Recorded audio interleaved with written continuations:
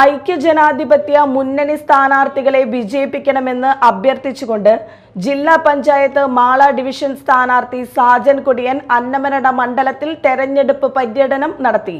രാവിലെ അന്നമനട അമ്പലനടയിൽ നിന്നും ആരംഭിച്ച പര്യടനം AICC general secretary TN Prathapan ഉദ്ഘാടനം ചെയ്തു. ജില്ലാ പഞ്ചായത്ത് സ്ഥാനാർത്ഥി ശ്രീ സാജൻ കൊടിയന്റെ ഈ ഡിവിഷനിലെ പര്യടനം അമ്പലനടയിൽ നിന്നും ഈ തെരഞ്ഞെടുപ്പ് കേരളത്തിൽ വരാൻ പോകുന്ന ഒരു മാറ്റത്തിന്റെ സെമി ഫൈനലാണ്. ഉറപ്പായും കേരളം മാറും എന്നുള്ളത് മാത്രമല്ല, അന്നമനടയും മാറും.